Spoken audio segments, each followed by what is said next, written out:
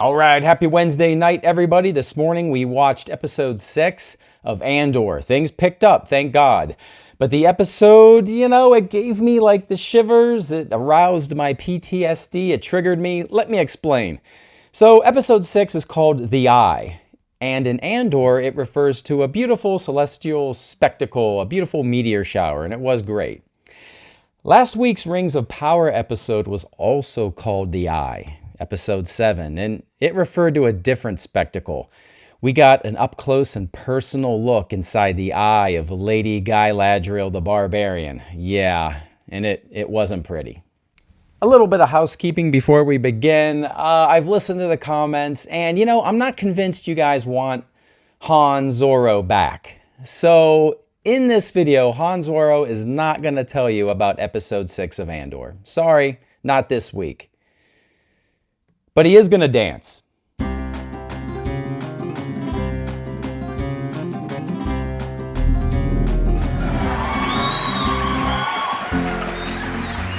All right, so I got a list of things to talk about, so I'm just going to go through it. And as always, leave a comment. Let's talk about this. I'm sure I'm going to have questions. Help me answer these things. All right, so things start off with Andor again camping. And I was like, oh, I'm sick of that. But I did like his hat. He had a very cool hat. It looks very warm. And then Andor's talking to some guy, and at the time I didn't remember his name. Is it Skeen? I can't remember any of these people's names, but he's talking to this guy, and this guy can't sleep, and he's like, philosophizing. And Andor just basically says, shut up, you'll do fine. But he didn't. I don't think he did. And then we meet this new Imperial Commandant, J-Hold. And he's sort of talking to the other officers about how they manipulate the natives, the Donnies. I thought the dialogue was pretty interesting, how they just kind of let them do this celebration, but we're going to start weaning these guys off, come next year. And then we find Terramin. Terramin is an ex-stormtrooper, like Finn. And by the end of the episode, he's pretty much wasted like Finn. So the Donnies are migrating like Harfoots to this Imperial base. And Andor's little group, the 4 of them, I think, they're in Imperial disguise, and they're escorting the Donnies toward the base. The meteor shower is starting. It looks pretty cool. Yeah, kind of beautiful. I can see how it would be a good distraction. And then we do spend time with this Imperial Commandant J-Hold Behaz. That's his last name. I had to look it up. His wife, his kid. And at the time I was like, man, do we need like another subplot of another Imperial family? But I think as the episode moved on, it did humanize the Imperials. So when the heist went down, and then they're taking hostages, you kind of felt a little bit for them. So, okay, I get it. Lieutenant Gorn, our double agent, lets the Donnie pilgrims and Andor in disguise through like the gate kind of thing. And then we got a shot of like some people underwater, and it came out of nowhere. And I'm like, well, what is this? What's going on here? And then it just went away. It wasn't explained. So I was like, what's going on here in my notes? The Imperials, they give a skin to the Donnie chieftain, and he burns it. So it's part of their tradition to exchange skins or something. I don't know. And then the people underwater, we find out it was Vel and Cinta. Is that her name? And they kind of climb up the Imperial base, and I'm not sure what they're doing. They plant something? I thought it was a charge at the time, but it's not. So in the comments, help me out. What were they planting? I don't know what they were planting, but they certainly repelled off the Imperial base like Ethan Hunt. All right, let's work our way through page 2 of my notes, shall we? All right, so Andor's crew, the 4 of them, escort Commandant J-Hold and his family back inside the base. They shut the door behind him. They're in the base. So now they turn their guns on him and his family. And Colonel Pettigar, who we meet and we're going to say goodbye to, draws a gun and says, let the boy go. And we basically have a standoff. And Andor says, hey, nobody has to die. Really? Okay, Andor. But it doesn't really matter because Cinta shows up and shoots this Pettigar. So he's dead, so they took care of him. Vel tells J-Hold, and when I was writing J-Hold, I was thinking of J-Dawes. the subscriber to my channel. So J-Dawes, shout out to you. Vel tells J-Hold that they are after the Imperial payroll in the vault, and J-Hold says he can't open it.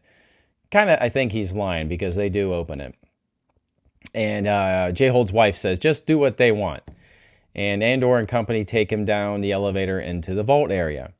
And at this point in time, the Donnie pilgrims start singing. Kind of like Harfoots. They sing. It's not good. No. It's not good at all. And they're going to sing a lot in this episode. Vel, tells J-Hold to cooperate, and everybody lives. They take down the Imperial comms, and the Imperials on the top of the base think, well, it must be the Eye interfering with the comms. And then our group here, we have Andor, Terramin, Skeen, Vel, Roboda. Yeah, is that his name? Again, they take J-Hold to this like trolley, this freighter, and they order him and the Imperial crew down there to start loading the payroll into the trolley. And there's a lot of shots of like Imperials loading stuff into the trolley and people saying faster and faster. So I guess they're up against the clock because, as we're going to see down here, the Alkenzi Air Command, the Imperial TIE Fighter Force, has been notified. So there's just a beautiful shot of this Imperial TIE Fighter pilot getting in the TIE Fighter with the meteor shower behind him. I thought it was absolutely gorgeous. Felt like Star Wars, pretty cool. And but the Imperials, they got wise to this plan. And, those pilgrims, they just keep singing and singing. The scum and villainy, my friends. All right, on to page 3 here of Andor. So J-Hold is getting really sweaty because he's loading that payroll. And Lieutenant Gorn shows up, and J-Hold's like, oh, you're a traitor. He's so disappointed in Lieutenant Gorn. And then this Corporal Kimsey shows up. He's not supposed to be here. And they're trying to, order him away. But he starts asking questions, and J-Hold just collapses. And Kimsey finds out that, there's something going on here, and a shootout begins. And Andor starts getting choked on a train. Vel is pinned. Tamarin gets hit. Skeen sucks in a fight. Vel becomes unpinned. Everyone gets on the trolley, and they take off. That's basically what happens. It was a little underwhelming, just going to say. And then when they take off, Nemec gets crushed by payroll. I forgot who Nemec was until this moment. He gets crushed. All the things fall on him. So Andor is flying this trolley thing, and we have this beautiful meteor shower through the windows, and Andor is flying near this meteor shower, and the TIE fighters have arrived, and they're behind the trolley, and they're shooting at the trolley. And Nemec is basically dying, and he tells Andor, climb into the meteor shower. And Andor's like, well, okay, I'll do it. Climbs into the shower. But then Nemec goes, dive. And so he dives. And the meteor shower is kind of working these TIE fighters. They can't handle the meteor shower. But Andor can because he is Juan Solo. The pilgrims are crying, and Andor gets out of the atmosphere into space, beyond the shower, clear of the TIE fighters. They have to take a detour, though, because Nemec is badly injured and he needs a doctor. So they go somewhere to see a doctor, and the doctor looks like someone that might be the result of Maz Kanata having sex with Lobot. It's kind of what it looked like, with some extra arms. And Skeen is talking to Andor outside while they're treating Nemec. And Skeen is basically saying, he says, luck drives the goddamn galaxy. Is that what he says? The whole damn galaxy. There's no mention of the Force, but he thinks luck drives the galaxy. I don't know. It's kind of an interesting comment there. I liked it. But Skeen also suggests that, hey, there's all the money. You and I, Andor, we can take all this money and just sort of leave everybody and, take care of ourselves, right? Because we grew up in those hard times together. And I like how Andor just doesn't miss a beat, just draws the gun and shoots him right there, just kills him. I like it. It makes sense to me because once Skeen lays it out there, Andor can't say, hey, I'm not going to do that, because then Skeen will shoot Andor in the back. So I thought Andor had to do what he had to do. I had no problem with that. So Andor comes in with his pistol drawn and sees Nemec dying on the table, and Vel's like, why do you have a gun on me? What happened? Andor tells her she doesn't believe him at first, but yeah, I think maybe she does believe him. And Andor says, listen, I'm going to take my cut as agreed, not more, my cut as agreed, and I'm leaving. My job is done.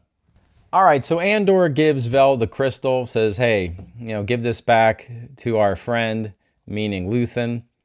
And Vel gives Andor and Nemec's manifesto. He doesn't want it, but she says, Nemec insisted that you have this, and Andor leaves. I don't know what's up with the manifesto. There could be some secrets, in there. Maybe how to get to Exegol. You never know what's in the manifesto, so that might come into play later. And the Imperials on Coruscant are very hot and bothered because of what happened on Aldhani.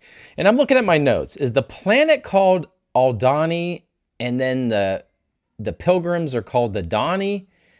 What have I been saying? I've been calling it Donnie most of the video here, but the planet's Aldhani, and what are the immigrants called? I don't know. Help me out in the comments, friends, but you know what I'm talking about.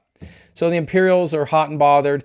Mon Mothma is addressing the Senate, and she notices people aren't paying attention and are starting to leave because they've heard about what happened on that planet that I won't name because I'm not sure I'm calling it the right name. And then Luthen, we go to Luthen's shop, and he's selling stuff. And some guy sitting on the chair says, do you have anything from Aldhani? We'll go with that. And at first, Luthen's like nervous, like, oh shit, this is an Imperial agent, like they're on to me. And then he explains that no, he's looking at his iPad, and he's basically, oh, there wasn't an attack, a rebel attack. And then Luthen's like, oh, I might have something in the back. And so he goes in the back and starts laughing to himself privately. And you hear the guy say, oh, I was just kidding. I don't really want anything from Aldhani.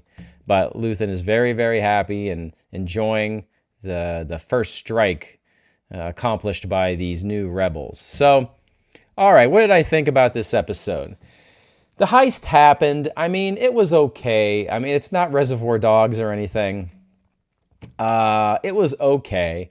We had some action. It looks great. I thought the writing was good. There's some great dialogue at times. I'm very interested. I could do without those pilgrims singing. Not sure we needed the singing. I'm tired of like dirty pilgrim people singing in my shows. No one sings on C that I can remember. C is the best show on TV that no one's watching, by the way. So I liked it. I think it's just okay. I can't call this great.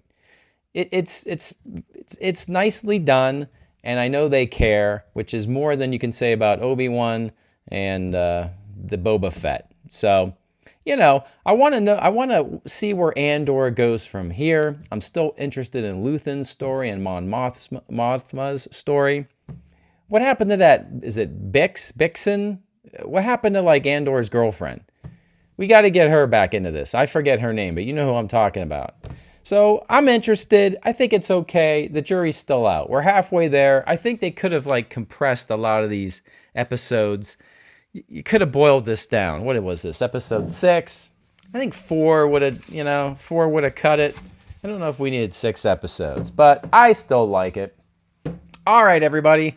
Thanks for putting up with me in my late videos. Smash the like button, share the video, tell your friends about me, join the discussion. What did you think about Andor episode 6? We're halfway through season 1, so I want your comments in the comments section. All right, She-Hulk's tomorrow.